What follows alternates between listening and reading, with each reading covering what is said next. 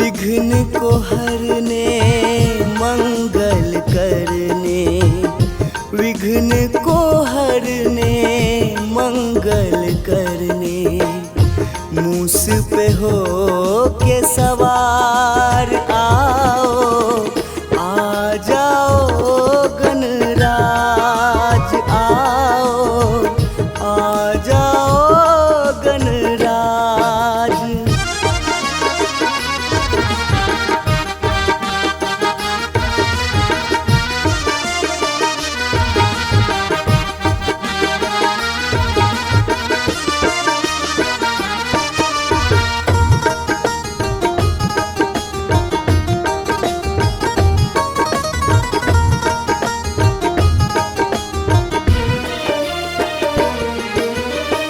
रिद्धि सिद्धि के स्वामी तुम हो, शुभ लाभ के दाता,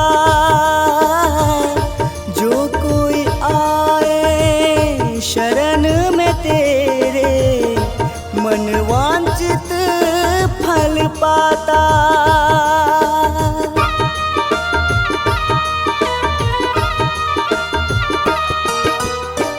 रिद्धि सिद्धि के स्वामी तुम हो, शुभ लाभ के दाता,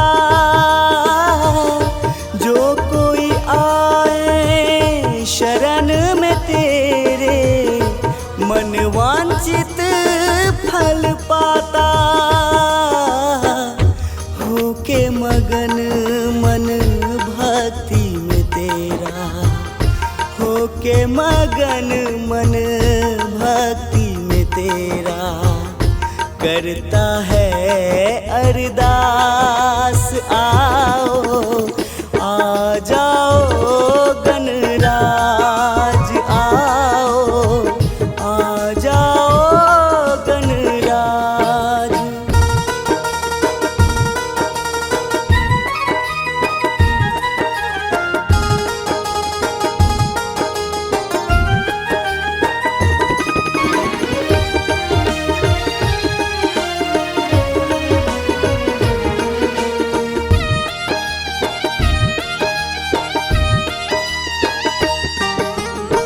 शिव नंदन है बिना तुम्हारे, काम है मेरे अधूरे,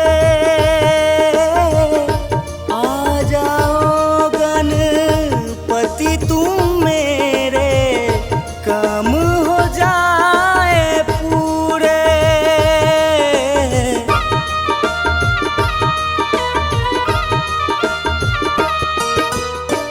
शिव नंदन है बिना तुम्हारे, काम है मेरे अधूरे, आ जाओ गणपति तुम मेरे, काम हो जाए पूरे। करूं वंदना हाथ जोड़ कर, करूं वंदना हाथ जोड़ कर, गौरी सुत गणराज आओ, आ जाओ गणराज आओ, आ जाओ गणराज।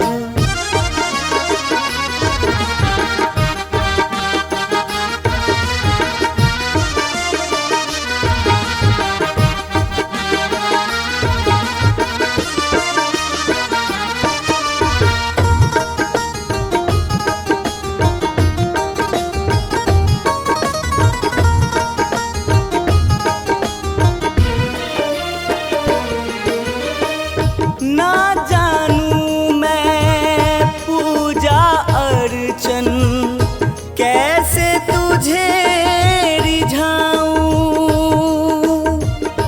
टूटे हुए वाणी से कैसे तेरा भजन मैं गाऊं।